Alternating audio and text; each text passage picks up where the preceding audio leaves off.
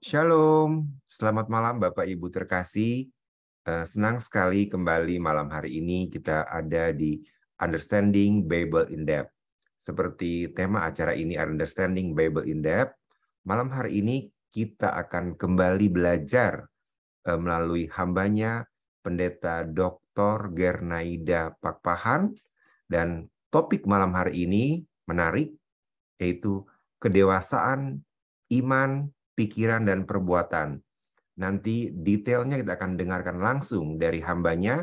Sebelum kita mulai, mari kita satukan hati untuk berdoa. Bapa kami di dalam surga, kami mengucap syukur karena di tengah minggu ini kami kembali anak-anak-Mu bisa datang bersekutu bersama-sama secara online.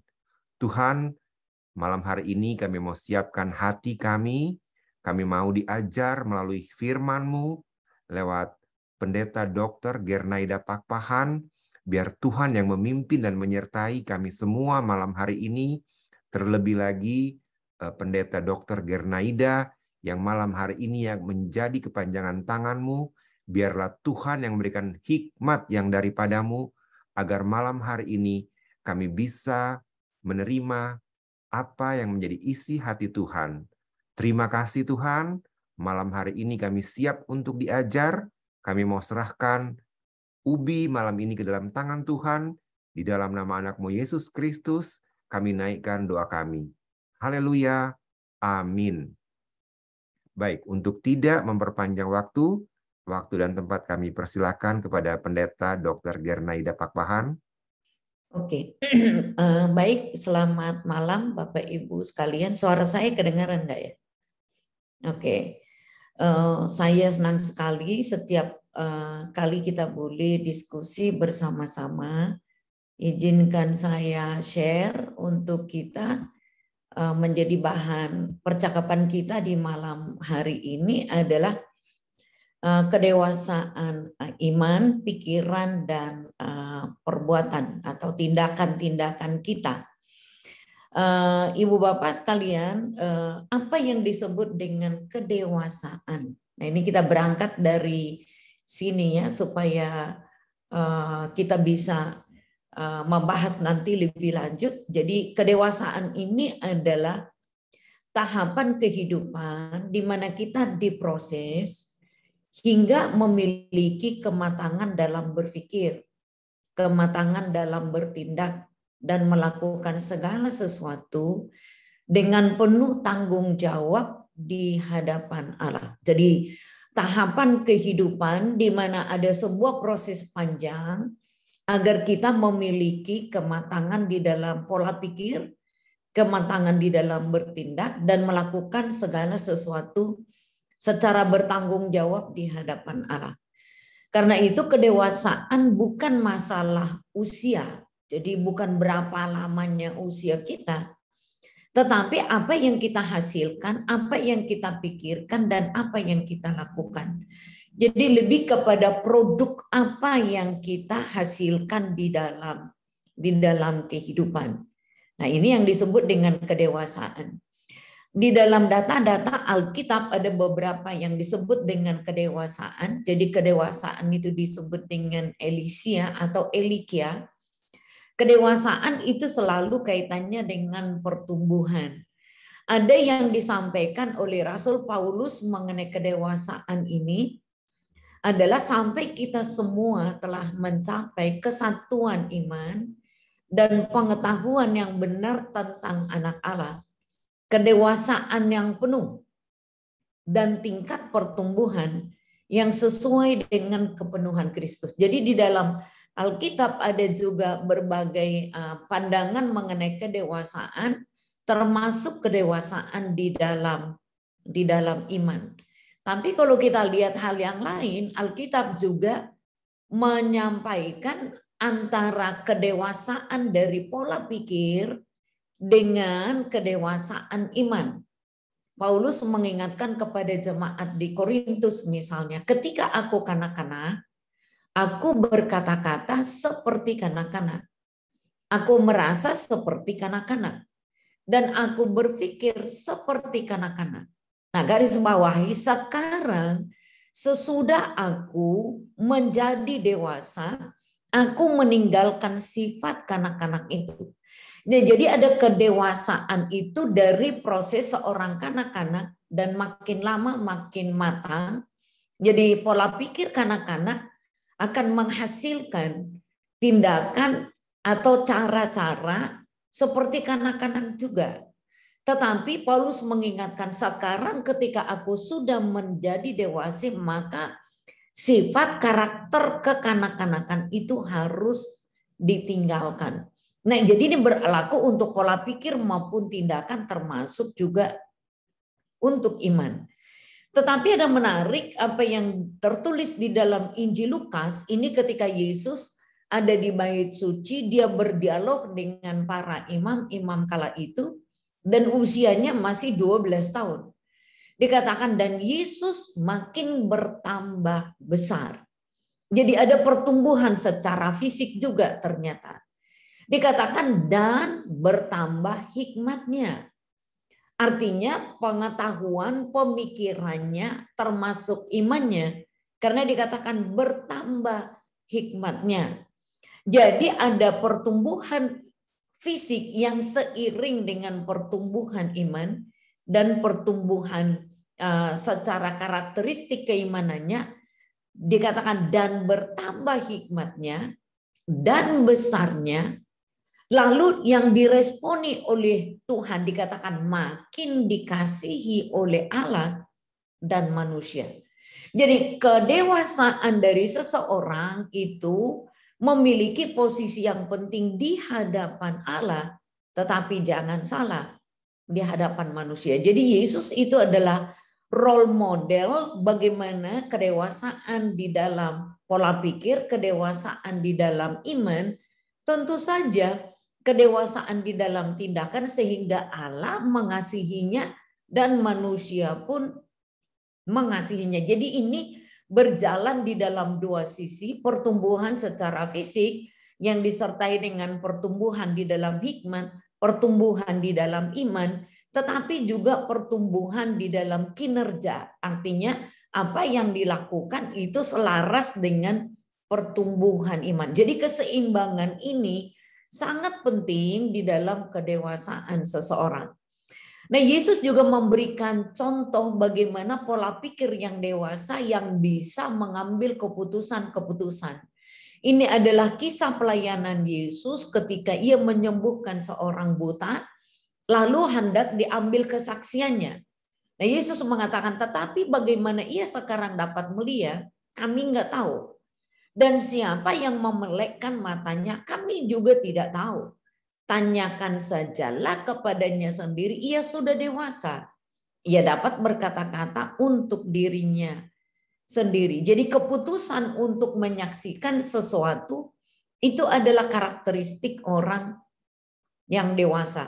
Nah, tentu saja di dalam pelayanan Yesus, mujizat-mujizat yang dilakukannya itu sering mengadakan hal-hal yang kontradiktif, khususnya di antara ahli-ahli Taurat, ahli-ahli hukum, karena Yesus melakukan tindakan atau perbuatan ajaib itu berbeda dengan apa yang lazim, apa yang berlaku di zaman itu.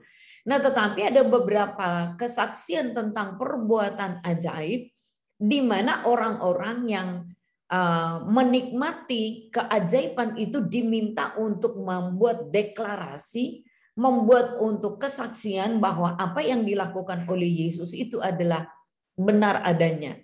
Maka orang-orang mengatakan, kami nggak tahu persis apa yang terjadi. Pokoknya orangnya sudah gede, sudah dewasa, tanya saja kepadanya apa yang Tuhan perbuat. Dia udah bisa bersaksi sendiri. Jadi orang yang dewasa itu bisa menyaksikan apa yang dia alami, dan dia bisa membuat deklarasi apa yang dipikirkan, apa yang dialami, apa yang dia lakukan. Nah, ini kira-kira. Lalu bagaimana dengan kedewasaan orang percaya di dalam tiga hal itu ya? Tentu saja ada banyak hal yang lain yang kita bisa lakukan, tetapi kita akan fokus kepada iman, perbuatan, dan pikiran. Apa yang menjadi indikator orang dewasa di dalam iman? Paulus katakan begini, dia tidak diombang-ambingkan oleh dunia, termasuk di dalam pengajaran, termasuk di dalam ketertarikan akan dunia. Artinya manusia batiniahnya itu teruji, tidak lagi sekedar hidup di dalam manusia daging. Orang yang dewasa di dalam iman, dia sudah bisa menetapkan bahwa fokus imannya hanya kepada Kristus saja. Di dalam Wahyu pasal yang kedua, ada Polikarpus, gembala di Smyrna, yang pada akhir hidupnya membuat deklarasi penting bahwa dia sekali mengikut Tuhan, mengiring kepada Kristus, dia tetap akan percaya kepada Kristus. Orang yang dewasa iman itu pasti menjadi tetap seorang murid, memberikan telinganya menjadi telinga seorang murid yang dengar-dengaran, tangan dan kakinya seorang murid, tetapi juga dia adalah orang yang produktif. Artinya murid menghasilkan murid yang lain.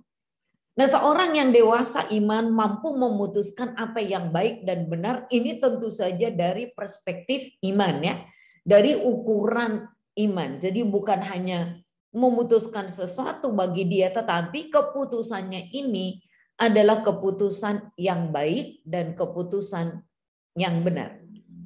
Nah, kalau kita menyelidiki Alkitab, banyak sekali informasi tentang apa itu kedewasaan iman.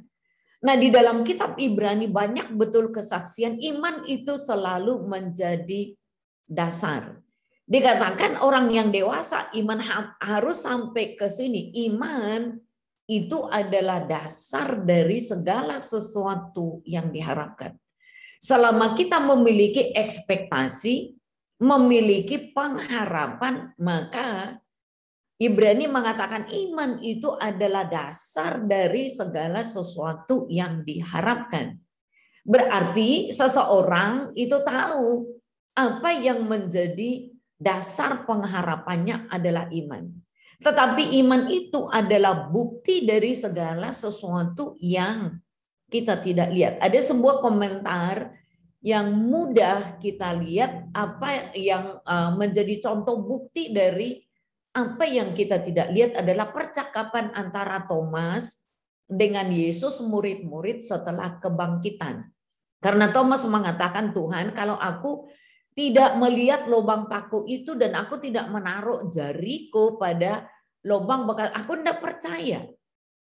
Tuhan mengatakan alangkah bahagianya orang yang percaya sekalipun dia tidak melihat. Mari engkau mencucukkan jarimu kepada tangan yang bekas lubang paku, barulah dia percaya. Tetapi orang yang dewasa secara iman akan menaruh segala sesuatu untuk pengharapannya itu atas dasar iman. Sekalipun tidak melihat sesuatu, tetapi dengan keyakinan dia menerimanya. Jadi iman itu adalah dasar. Itu bagi orang yang matang secara iman. Iman itu adalah dasar untuk beribadah. Contoh Kain dengan Habel di dalam Kejadian pasal yang keempat, dikatakan karena iman maka Habel itu memberikan persembahan kepada Allah. Korban yang lebih baik daripada korban yang diberikan oleh Kain. Dengan jalan itu ia memperoleh kesaksian kepadanya bahwa Habel adalah benar. Allah berkenan akan persembahannya itu.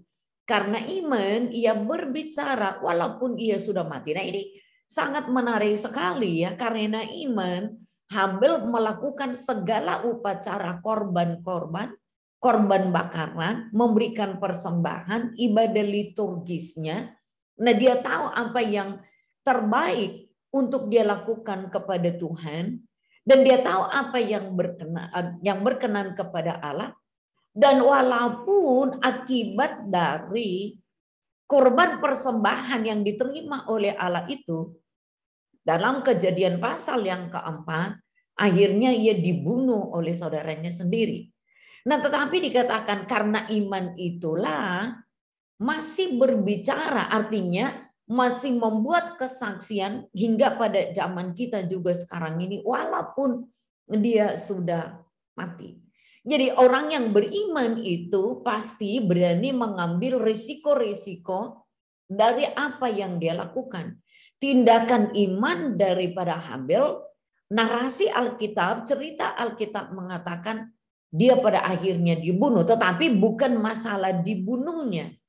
Tetapi dikatakan karena iman itulah berbicara kepada generasi-generasi, kepada sejarah dunia termasuk kepada kita sekalipun dia sudah mati. Nah, ini sangat menarik sekali.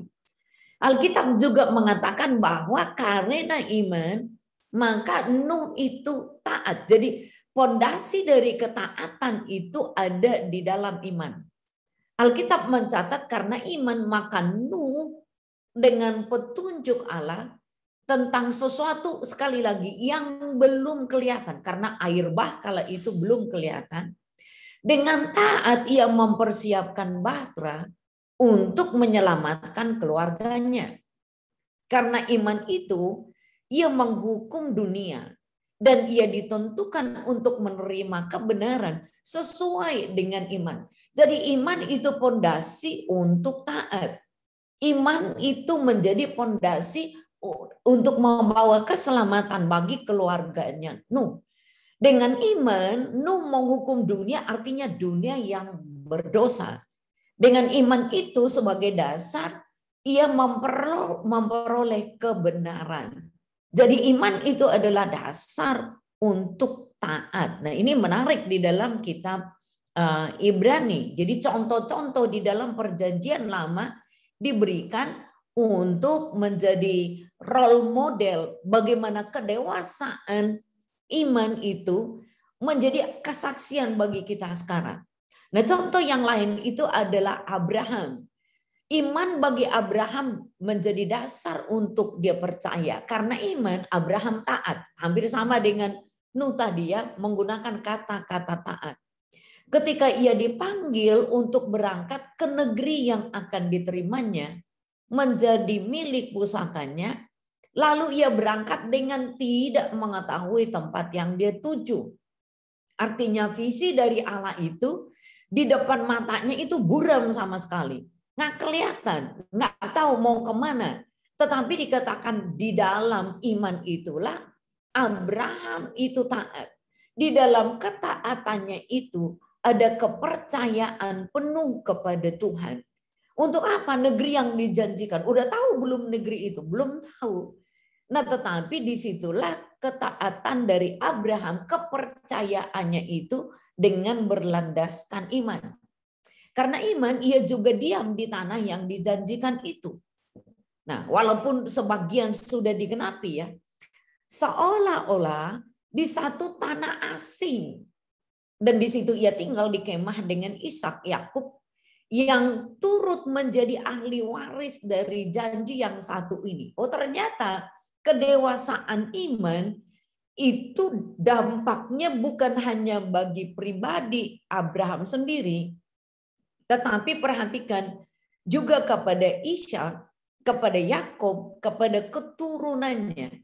Nanti kalau Bapak Ibu baca ayat-ayat ini, Abraham tahu bahwa tidak keseluruhan janji Tuhan kepadanya itu digenapi. Dikatakan dia melihat itu sebagai bayang-bayang. Tetapi di dalam iman, Abraham percaya betul bahwa janji Tuhan itu tidak akan mungkin gagal. Walaupun yang menerimanya itu adalah anak, cucu, dan keturunannya.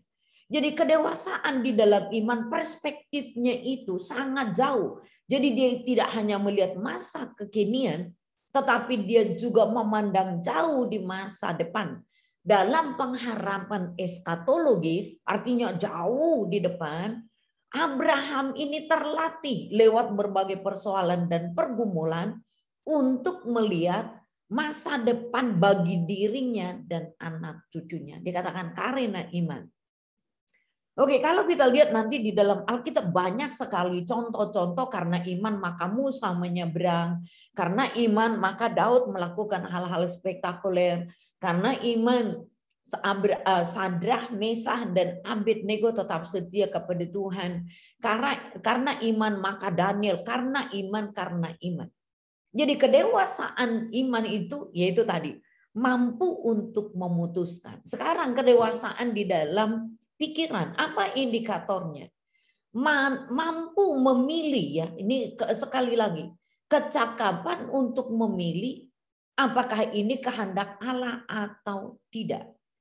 Di dalam kitab Roma, Paulus katakan, hendaklah engkau berubah oleh pembaharuan budimu, supaya engkau bisa memilih mana kehendak Allah dan mana yang bukan kehendak Allah. Jadi kedewasaan di dalam berpikir, tadi dikatakan supaya aku tidak berpikir seperti kanak-kanak. Nah, dia mampu memilih ini kehendak Tuhan atau ini kehendak dunia. Alkitab mengatakan kedewasaan di dalam pemikiran itu adalah memikirkan perkara-perkara di atas, bukan perkara-perkara di dunia saja. Artinya bukan berarti kita tidak memikirkan makan, minum, pakai, pekerjaan, pelayanan kita, bukan. Nah, tetapi apakah kita lihat ini dalam perspektif kita untuk memandang kepada Tuhan, yang memuliakan Tuhan. Nah, orang yang dewasa di dalam pikiran itu adalah orang yang menggunakan pola pikir Kristus. Nah, kedewasaan di dalam pola pikir kapan harus bertindak. Nah, waktu orang Israel keluar dari Mesir, pikiran mereka kacau, pikiran mereka kalut, pikiran mereka diliputi oleh berbagai ketakutan menghadapi Firaun. Nah, tetapi apa yang Tuhan ingatkan lewat Musa ini khususnya kepada Miriam, yang Allah yang berperang untuk kamu, kamu diam saja. Nah, ini adalah nasihat, ya, kapan harus bertindak. Nah, dengan senjata kekuatan Israel tidak mampu menghadapi Firaun kala itu. Tetapi ada waktunya Tuhan untuk bertindak, ada waktunya kita untuk bertindak. Jadi kecakapan untuk mengetahui kapan kita harus bertindak, kapan harus diam, itu adalah karakteristik orang yang dewasa di dalam pola pikir. Nah, Elikia itu artinya dewasa, ya.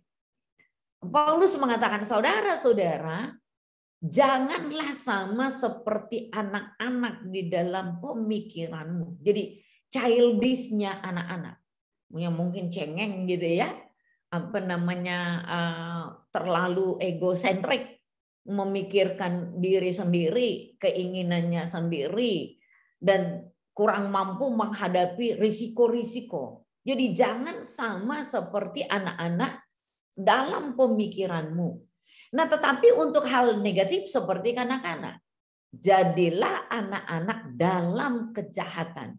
Artinya tidak bertindak yang tidak merekayasa, tidak mendesain, tidak merancang sesuatu yang jahat. Jadi anak-anak kan cenderung polos, ya, agak sulit untuk berbohong anak-anak. Jadilah anak-anak di dalam kejahatan, tetapi orang yang dewasa di dalam pemikiran. Jadi pemikirannya itu matang. Pemikirannya itu dewasa. Tindakan-tindakan yang pola pikirnya bagus, pasti biasanya keputusan-keputusannya juga bagus, ya. Jadi jangan sama seperti kanak-kanak. Jadi pola pikir kanak-kanak itu yang selfish, itu yang egosentrik, itu harus ditinggalkan, tetapi pola pikir yang dewasa itu yang digunakan. Nah, pikiran yang apa? Nah, Paulus berulang-ulang mengatakan ini, pikirkan perkara yang di atas, bukan yang di bumi. Artinya yang memikirkan hal-hal yang memuliakan Allah, tentu saja. Pikiran yang didesain, yang kita kelola sedemikian rupa untuk memikirkan apakah ini menyukakan hati Tuhan atau tidak. Jadi sementara pikiran di bumi bukan berarti kita menjadi bodoh, kita tidak sekolah atau tidak belajar, bukan itu artinya.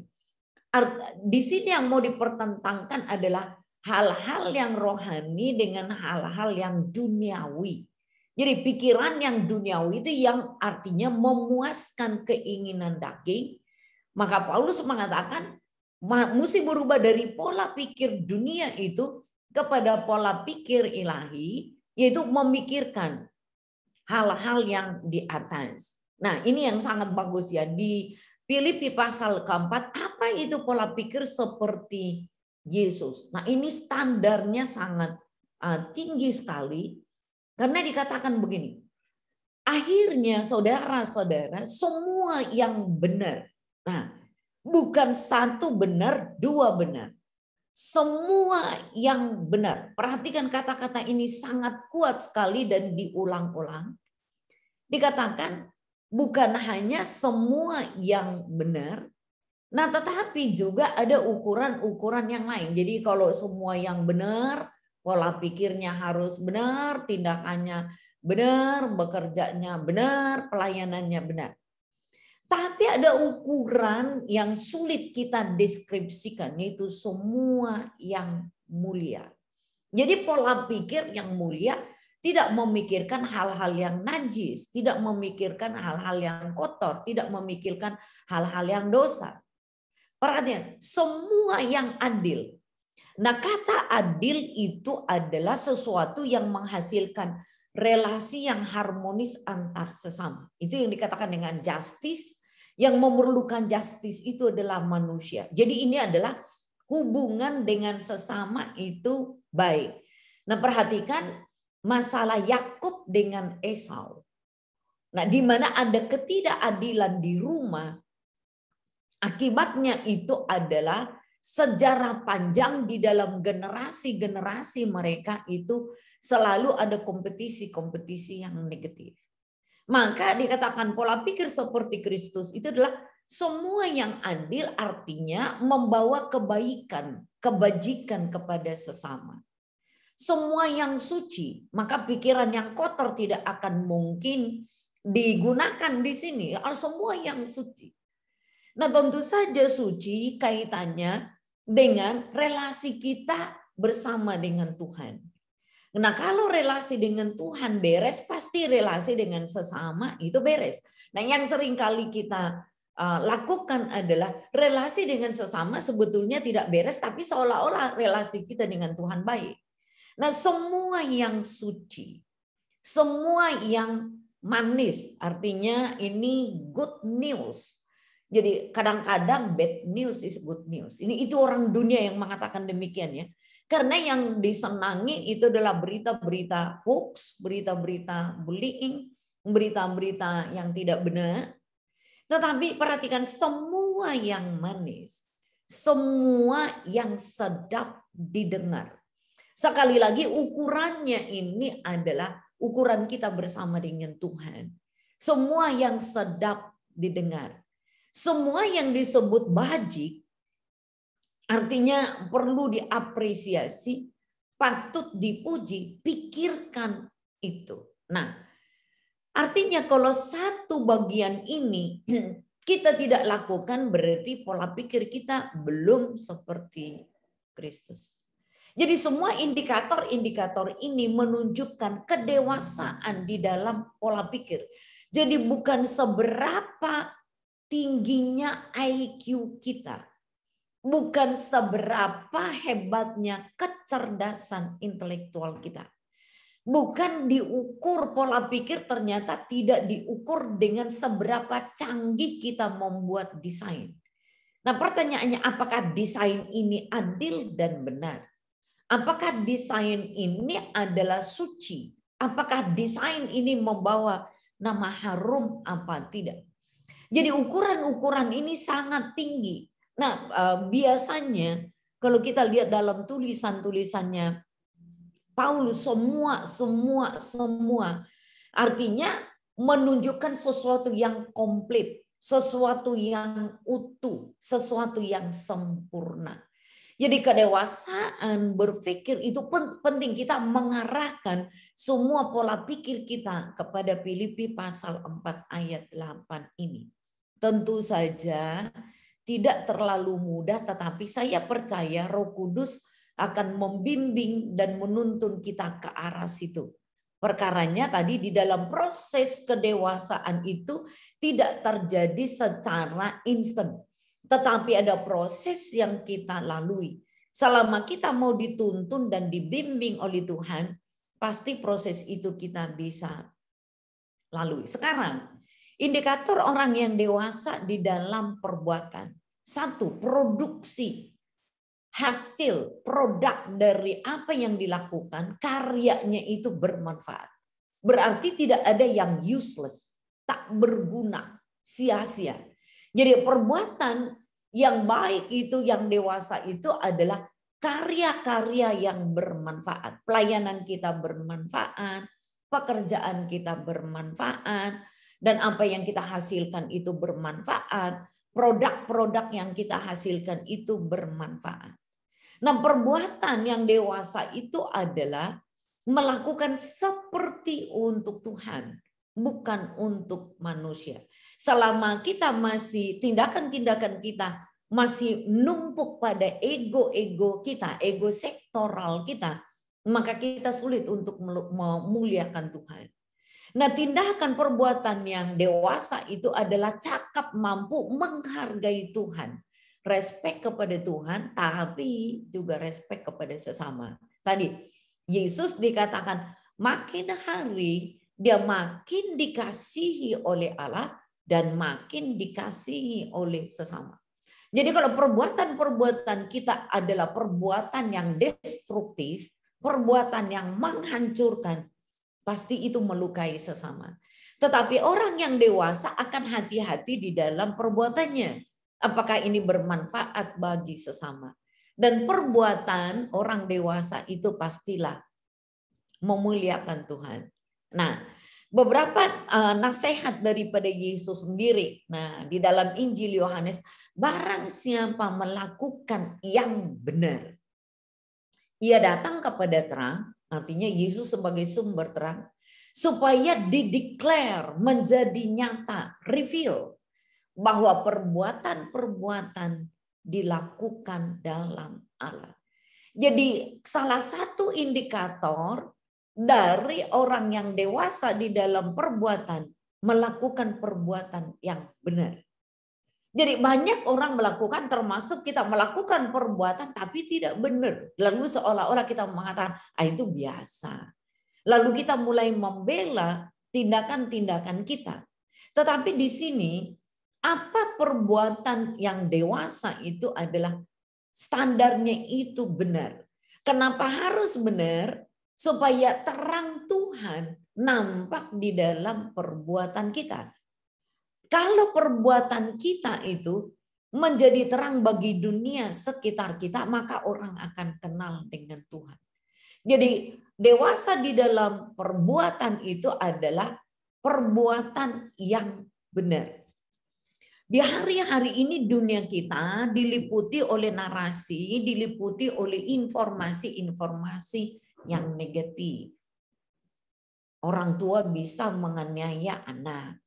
Anak bisa menganiaya orang tua. Nah, kadang-kadang nilai value dari manusia itu hampir tidak ada. Misalnya begitu mudahnya mencabut nyawa seseorang. Nah, itu misalnya ya.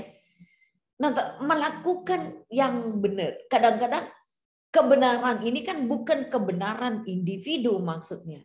Kebenaran ini adalah kebenaran di dalam Tuhan. Jadi perbuatan-perbuatan yang dilakukan dalam Allah. Jadi kalau perbuatannya dilakukan dalam kerjaan kita ini, kita lakukan dalam Tuhan apa enggak?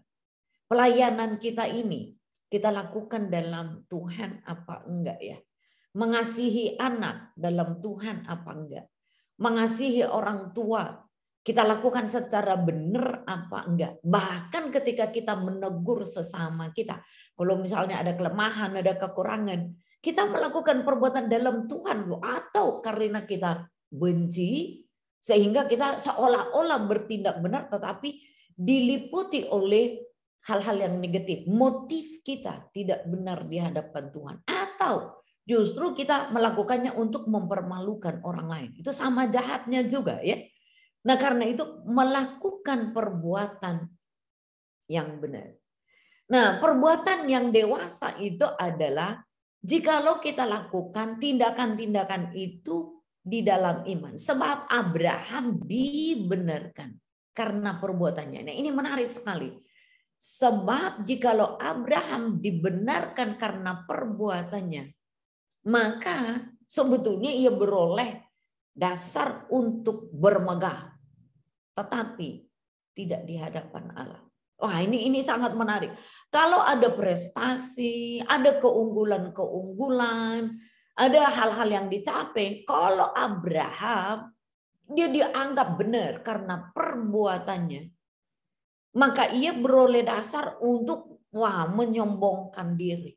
Tetapi ternyata Abraham tidak melakukan itu di hadapan Tuhan. Perbuatan yang didasari, yang dilandasi dalam iman.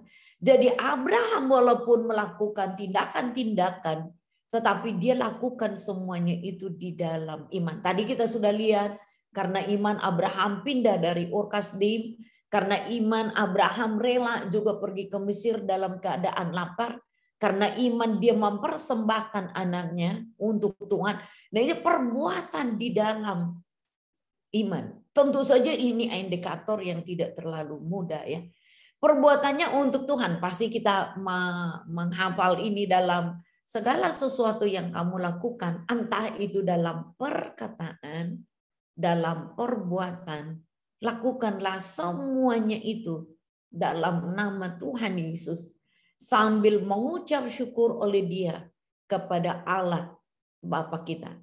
Di ayat yang lain dikatakan apapun yang kamu lakukan, lakukanlah seperti untuk Tuhan. Jadi perbuatan-perbuatan yang kita lakukan ternyata pertama-tama untuk Tuhan. Kalau kita bisa melakukan bisnis, melakukan pekerjaan pertama-tama untuk Tuhan, maka di dalamnya kita bisa mengucap syukur. Mengucap syukur atas bisnis, mengucap syukur atas pelayanan, mengucap syukur atas studi kita, apapun yang kita kerjakan. Respon kita adalah mempersembahkannya untuk Tuhan dengan penuh rasa syukur. Nah, ternyata ada perbuatan yang matang, yang dewasa itu adalah perbuatan dilengkapi oleh Allah sendiri. Ini menarik sekali. Dengan demikian tiap-tiap manusia kepunyaan Allah, Bapak Ibu dengan saya, dilengkapi untuk setiap perbuatan baik. Artinya apa?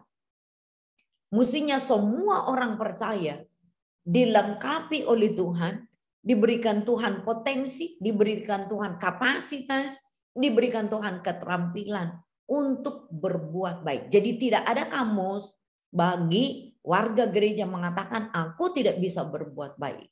Sebab di sini dikatakan semua manusia kepunyaan Allah. Tiap-tiap orang kepunyaan Allah. Tuhan melengkapi untuk perbuatan baik. Mengapa? Karena Dia memberikan rohnya yang kudus bagi kita. Jadi tidak ada alasan bagi kita mengatakan kita tidak berbuat baik. Jadi kalau kita makin hari makin matang, makin dewasa, makin kita memperlihatkan kepada dunia bahwa perbuatan baik kita karena Allah bekerja di dalam hidup kita. Ini hampir sama dengan tadi ya. Perbuatan dengan fondasi iman. Demikian juga halnya dengan iman. Jika iman itu tidak disertai perbuatan, maka iman itu pada hakikatnya adalah mati. Jadi iman tanpa perbuatan adalah mati. Karena itu orang dewasa itu akan mengingat bahwa perbuatan apapun yang dilakukan harus dilandasi, fondasinya adalah iman. Atau sebaliknya, iman itu harus memproduksi tindakan-tindakan perbuatan baik.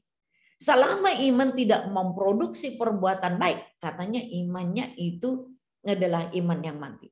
Salah satu karakteristik orang yang dewasa pasti produktif, menghasilkan sesuatu. Nah, kalau begitu bagaimana kita menjaga kedewasaan ini? Nah, tentu saja kita mau produktif di dalam iman, di dalam pikiran, di dalam perbuatan. Mestinya kita semua harus menjadi orang-orang yang produktif. Nah, yang pertama adalah pelihara lingkungan pergaulan kita secara baik. Pergaulan yang buruk itu bisa merusak kebiasaan kita yang baik. Maka ketika kita ubi adalah salah satu cara di mana kita membangun komunitas, membangun lingkungan yang baik. Tetapi lingkungan itu juga mesti kita perlihatkan dalam rumah kita, dalam komunitas pertemanan kita, dalam lingkungan bisnis kita, lingkungan pelayanan kita.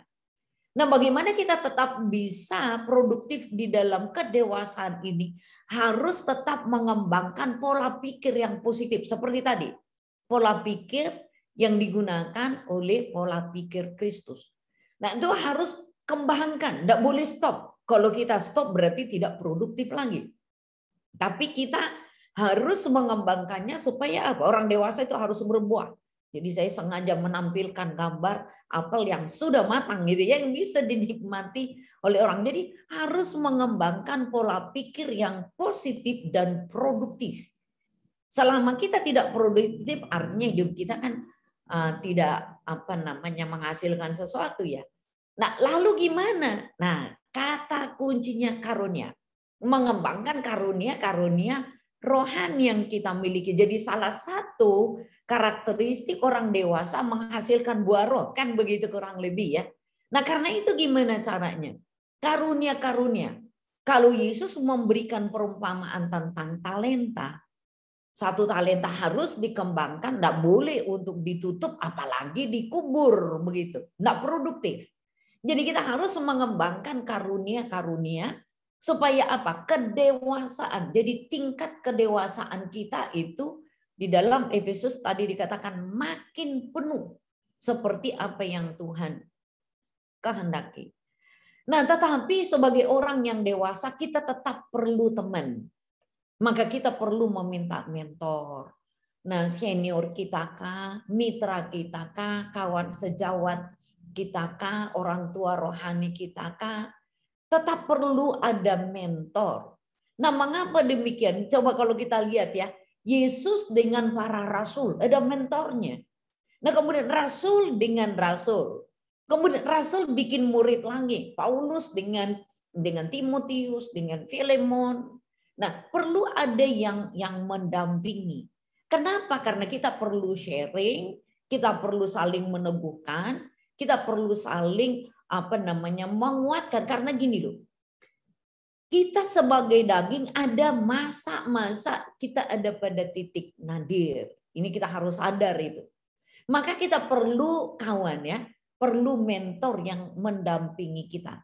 Yang perlu mentor itu kan bukan harus selalu misalnya bos gitu, bukan ya. Tetapi adalah orang-orang yang mendampingi kita. Karena justru pada saat-saat kita di titik nadir, disitulah kita memerlukan teman, memerlukan sahabat. Orang yang dewasa pasti helping each other. Harus saling membantu satu dengan saling mementor. Kalau Petrus mengatakan gembalakanlah domba-domba Allah, gembalakanlah kawanan domba Allah. Jangan dengan ini, harus dengan apa? Dengan kebersamaan, tetap waspada dan koreksi diri. Kenapa? Supaya ketika kita besar, misalnya produksi terus, kita lupa untuk mengontrol. Kita lupa untuk koreksi diri. Jangan-jangan makin lama makin bias ya. Makin bias. Jadi orang yang dewasa tetap harus waspada. Dan kita perlu tetap membuka diri untuk dikoreksi. Nyanyian kita yang tadi itu sangat bagus sekali ya. Nah, selidikilah aku. Nah, itu kenapa? Keterbukaan di hadapan Tuhan itu menjadi salah satu alat koreksi diri kita. Mengatakan bahwa Tuhan, kita ini daging adanya, seringkali tidak mampu. Maka awareness kita itu akan membantu kita. Tapi seringkali kita awareness dengan diri kita. Tapi kita biarkan teman-teman kita, sahabat kita, orang yang dekat dengan kita, mereka jatuh. Nah, artinya gini, mengoreksi, ketika kita koreksi diri kita pun akan bijaksana mengoreksi kawan kita. Nah, ini penting di dalam persekutuan, di dalam koinonia, di dalam gereja. Kenapa Tuhan mengatakan tidak boleh meninggalkan persekutuan? Disinilah kita saling mengoreksi, bukan untuk menjatuhkan, tapi saling memperkuat satu dengan yang lain. Seperti rasul-rasul, karunia-nya beda-beda, nah tentu saja mereka saling memerlukan satu dengan yang lain. Tetapi ketika Barnabas sudah memilih cara yang tersendiri, Paulus mengatakan, oh oke, ada patok-patok yang Tuhan siapkan buat saya juga buat Anda, saling mendukung ya, sambil kita koreksi diri. Nah, apa yang mesti kita lakukan? Orang yang dewasa, perspektifnya itu adalah kerajaan Allah. Jadi fokus berkarya bagi kerajaan Allah. Apapun yang kita kerjakan, kita fokus bagi kerajaan Allah.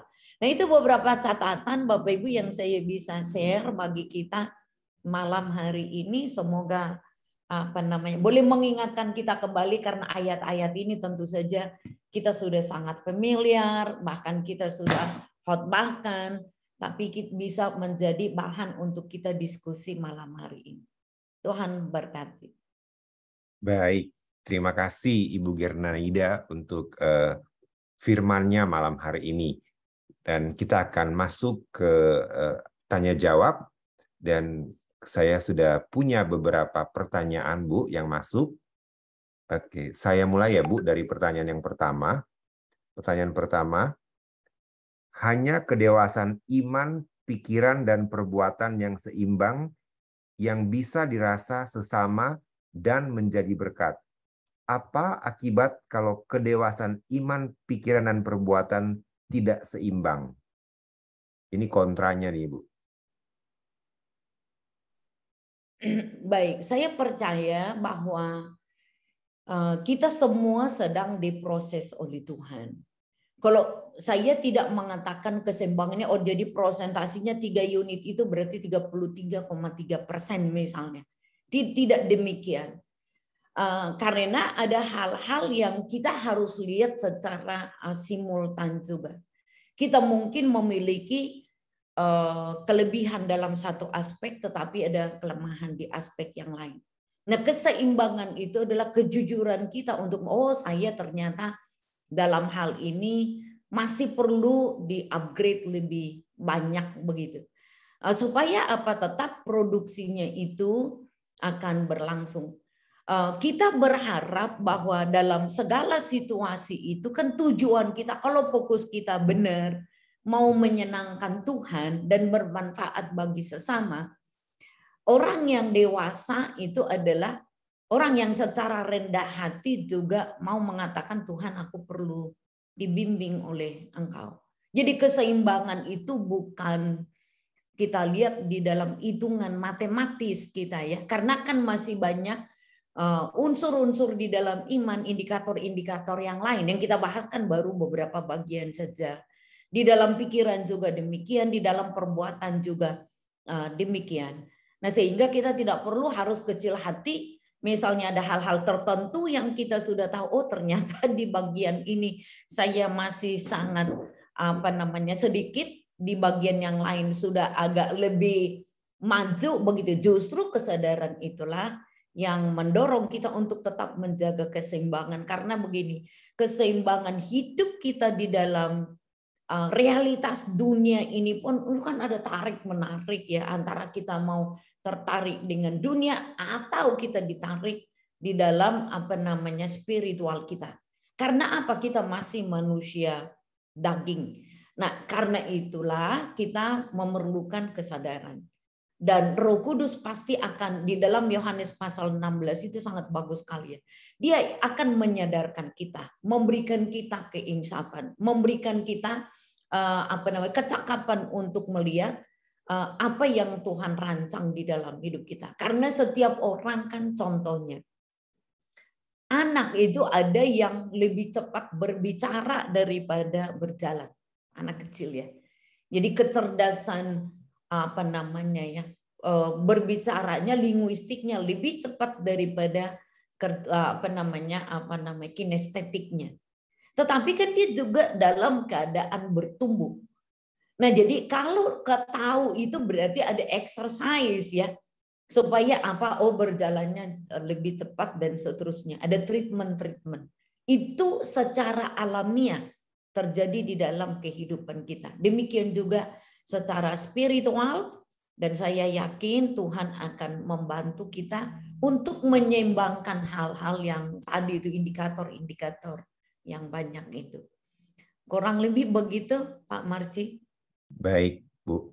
Oke, saya masuk ke pertanyaan berikutnya. Apa penyebab orang percaya tidak bertumbuh dewasa dalam iman, pikiran, dan perbuatan meskipun secara fisik kelihatan dewasa dan setiap minggu mendengar firman dan setiap hari baca firman? Oke. Jadi mestinya kalau baca firman akan dituntun makin dewasa ya. Oke. Jadi kenapa tidak bertumbuh? Barangkali begini. Ada proses di mana orang bisa lebih cepat gede atau orang rada kerdil begitu. Ada masa-masa seperti itu. Kalau demikian, apa yang terjadi? Satu, mungkin saja penilaian kita yang keliru. Gitu kan? Oh, kita menganggap dia nggak bertumbuh kok. Dia tiap hari baca Alkitab tapi masih marah-marah. Itu mungkin di satu sisi ya. Oh, dia tiap hari atau tiap minggu ke gereja, tapi apa namanya ya, rada cenderung malas. Yang kita lihat kan indikator-indikator kecilnya. Yang bisa saja penilaian kita dari luar itu keliru begitu. Nah, karena itu kita, kalau enggak, kita lebih baik memeriksa diri kita. Saya tiap minggu ke gereja, tetapi kok begini ya? Masih kurang begitu. Tapi semuanya itu adalah, ingat tadi bahwa menjadi dewasa itu kan adalah sebuah proses. Di dalam proses itu tentu saja tidak semua kita lewat jalan tol. Karena itu perlu sabar ya, ada tahapan-tahapan yang kita hadapi masing-masing. Sebab kalau kacamata luar kita menilai apa namanya seseorang hanya dengan aktivitas tertentu, toh mungkin kita juga keliru ya. Nah, jadi lebih baik kita secara holistik yang melihat, oh, kalau itu adalah kawan kita ya mesti kita bertugas untuk mendampinginya. Atau kalau itu adalah saya, misalnya, oh ternyata saya sadar saya sudah ke gereja, saya masih melakukan kelemahan A, B, dan C. Saya sudah melayani, ternyata saya masih belum sabar dan seterusnya. Menurut saya koreksi-koreksi ini adalah proses di mana kita menuju kepada kedewasaan. Ya, karena tidak ada orang langsung apa namanya tiba-tiba menjadi dewasa. Contoh, Daud pun dianggap orang yang dekat dengan Tuhan, bergaul dengan Tuhan, toh juga memiliki sisi-sisi kelemahan ya, yang gampang dilihat. Oh, dia raja soalnya. Karena dia raja, oh gampang orang memberikan penilaian-penilaian. Nah, tetapi itu tadi misalnya, dia tahu ungkapan-ungkapannya Daud itu misalnya, dia Tuhan, dia tahu apa yang terbaik yang Tuhan mau. Sekalipun itu adalah pendisiplinan. Itu sama juga dengan ungkapannya Saul kala itu. Artinya apa? Bahwa kejujuran, keterbukaan dengan kelemahan kita adalah proses di mana Tuhan sedang membentuk kita menjadi semakin matang. Jadi bukan hanya di dalam satu, misalnya, waduh dia pinter nyanyi, suaranya bagus. Nah tapi kok emosinya kurang terkendali misalnya. Tapi kalau nyanyi, waduh semua orang diberkati. Nah disinilah kita sadar bahwa manusia daging kita itu perlu terus-menerus dituntun dan dikendalikan oleh Roh Kudus. Menurut kita, setiap kita, saya, Bapak, Ibu, kita semua ada pada proses itu. Jadi apakah langsung seseorang sempurna? Menurut saya tidak. Kecuali manusia Yesus ya. Setiap kita masih ada kelemahan dan kekurangan. Karena itulah Tuhan memberikan rohnya ya bagi kita supaya kita saling ya sama-sama saling bertumbuh. Dan saya percaya di UBI ini kita saling mendorongnya dan saling menguatkan. Terus terang saya pun belajar dari Bapak Ibu lewat pertanyaan-pertanyaan Bapak Ibu. Karena jangan-jangan pertanyaan itu juga adalah pertanyaan saya sendiri gitu ya. Jadi kita saling bertumbuh satu dengan yang lain. Begitu Pak Marsi. Baik, Bu, balik lagi ini ada hubungannya dengan pertanyaan sebelumnya nih, Bu, yang kedua tadi. Kan kedewasaan iman, pikiran, dan perbuatan. Apakah memang ketiga-tiganya harus berjalan bersama-sama atau ada yang harus kita prioritaskan? Misalnya kayak iman adalah fondasi gitu. Oke. Jadi kalau kita lihat ketiganya itu di dalam Alkitab memang sama-sama ya. Karena gini, iman tanpa perbuatan kosong juga. Ya kan? Jadi tapi kalau orang yang sudah bertindak secara iman, pikirannya pun kan harus dibaharui juga ya. Jadi kalau misalnya, oh iman sebiji sesawi bisa memindahkan gunung. Nah tapi kalau tidak diikuti dengan perubahan pola pikir, dia akan bisa menghasilkan hal-hal yang sangat destruktif. Kalau pola pikir kita tidak berubah, seperti tadi Paulus berubahlah oleh pembaharuan budimu. Oke, kita beriman tapi karakter kita tidak seiring, itu kan bisa membahayakan kita juga. Jadi yang ideal itu memang adalah berjalan bersama-sama. Nah, itu yang ideal ya. Tadi walaupun saya katakan mungkin kita sadar di 1-2 kita sadar akan kelemahan kita. Dan itulah proses di mana kita sama-sama belajar. Gitu, Pak. Baik, Bu. Pertanyaan selanjutnya, apakah definisi iman hanya sekedar percaya atau ada makna yang lebih dalam yang disampaikan Alkitab tentang definisi iman yang sesungguhnya? Oke, jadi iman ini gini loh. Iman itu percaya dengan Tuhan. Yes, betul. Tetapi itu iman di mana kita adalah masih, kalau saya boleh katakan, orang baru sekolah. Seperti apa yang dikatakan oleh Paulus kepada jemaat di Roma itu. Iman timbul dari pendengaran, pendengaran akan firman. Siapa yang percaya mengaku dengan mulut, percaya di dalam hati, mengaku dengan mulut diselamatkan. Nah, itu masih level dasar. Jadi iman percaya itu level dasar. Kalau kita melihat semua iman itu harus diikuti dengan tindakan. Seperti tadi Habel. Jadi iman itu disertai dengan tindakan yang konkret. Kalau tidak tindakan yang konkret, boleh nggak hanya tindakan aja tanpa beriman? Semua orang dunia juga lakukan tindakan-tindakan dengan motif mereka masing-masing. Tapi kalau kita lihat di dalam Alkitab, bahwa orang-orang yang disebut itu beriman, semua itu adalah action, tindakan. Itu tindakan yang konkret, tindakan nyata. Jadi bukan hanya katanya. Jadi kalau kita lihat ada tindakan iman, tindakan yang gimana dulu gitu. Jadi kalau kamu percaya, aku ikutan deh. Ada nggak seperti itu? Ada.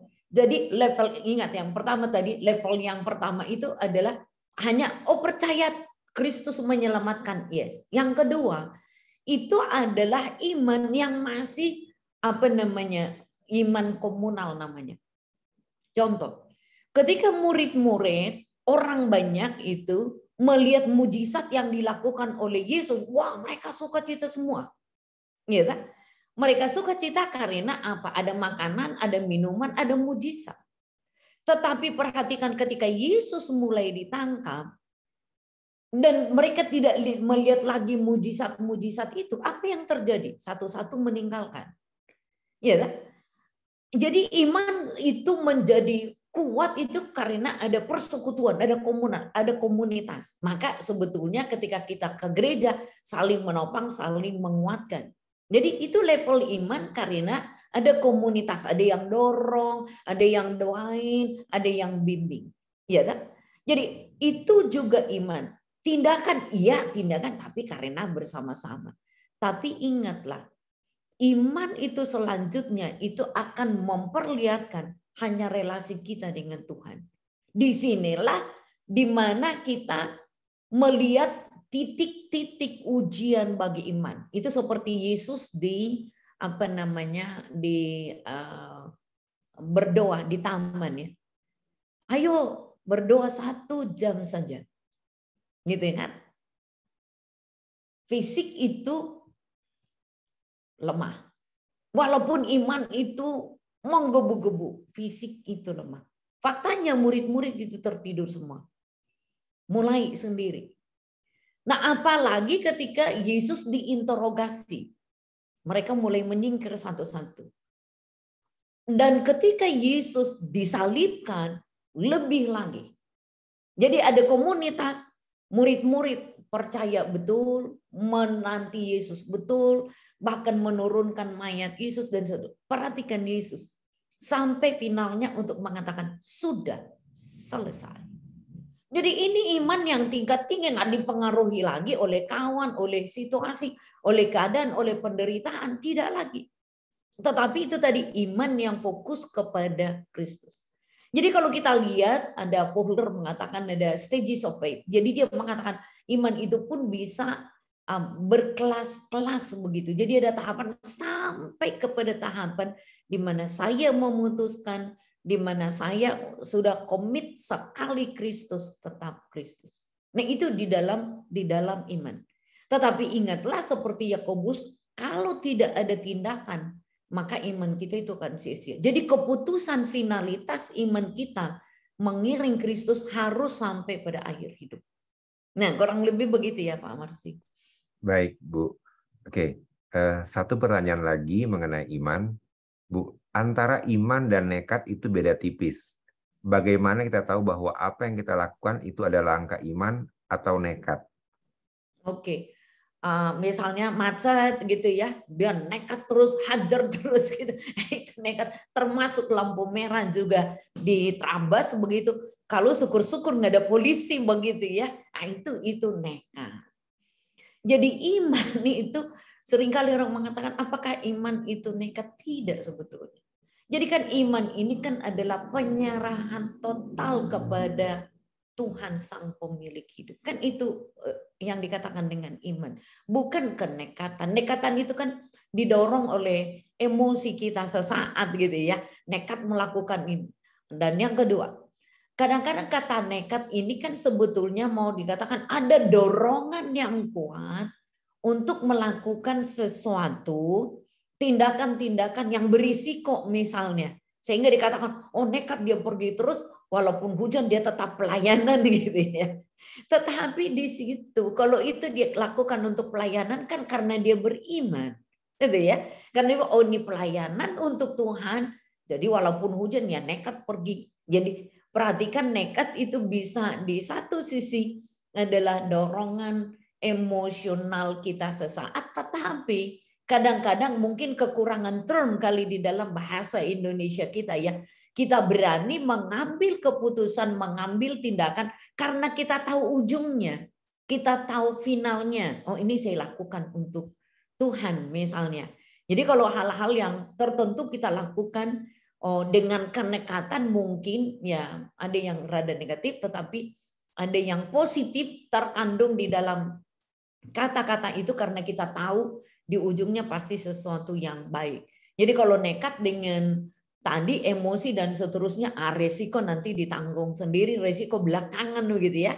Tapi kalau satu itu, kita tahu bahwa goalnya kita ini adalah baik. Goalnya ini adalah untuk Tuhan. Mohon maaf saya kurang bisa menjelaskan dengan baik apakah itu sebetulnya yang dimaksudkan dengan kenekatan gitu ya. Tapi kan artinya gini, Abraham nekat pindah dari Ur Kasdim, kelihatannya juga tidak ya. Jadi ada apa namanya ya? Ada iman yang dilihat di dalam apa namanya? Yang sangat jauh. Nah itu tadi yang belum kelihatan itu, tetapi dari dalam dirinya karena ini Tuhan yang memanggil, pasti Tuhan yang menyertai, kurang lebih begitu. Jadi ketika ada masa-masa sukar, misalnya kelaparan, ancaman, dia tetap percaya. Jadi ini bukan nekat gitu ya. Jadi iman itu adalah tindakan-tindakan yang kita tahu bahwa Tuhan yang menjadi fokusnya. Seperti itu ya Pak Mercy ya. Baik, baik Bu. Oke, saya masih ada pertanyaan lagi nih Bu. Ini mengenai kedewasaan berpikir. Jika kehendak Tuhan adalah kedewasaan dalam berpikir, mengapa Tuhan mengizinkan orang-orang tertentu sejak lahir mengalami cacat mental, mereka yang tidak mempunyai kemampuan berpikir atau kognitif, yang tidak bertumbuh seiring dengan pertumbuhan umur mereka sendiri? Oke, nah inilah, ini saya mohon maaf ya. Seringkali kita memandang seseorang itu hanya dari kecerdasan intelektual. Padahal manusia itu adalah manusia yang komplit ya, manusia yang utuh. Jadi kenapa Tuhan menciptakan manusia dengan desain seperti itu? Itu sama seperti pertanyaan dari orang-orang kepada Yesus. Orang tuanya baik, kenapa kok anaknya misalnya lahir buta?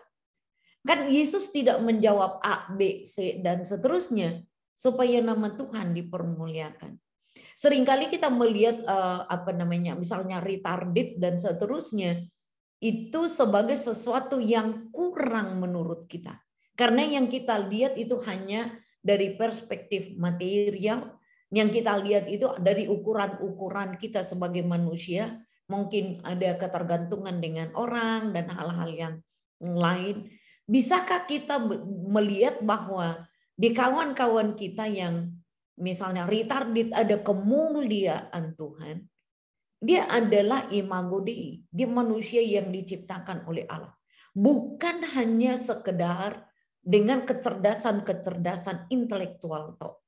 Ketika ada begitu, apakah rupa dan gambar Allah itu rusak di dalam kawan-kawan? Menurut saya tidak. Di dalam hal itu pun ada misteri yang Tuhan berikan, bahwa teori apapun di dalam dunia, misalnya genetika dan seterusnya, lalu orang mungkin ahli genetika mengatakan itu adalah invalid begitu.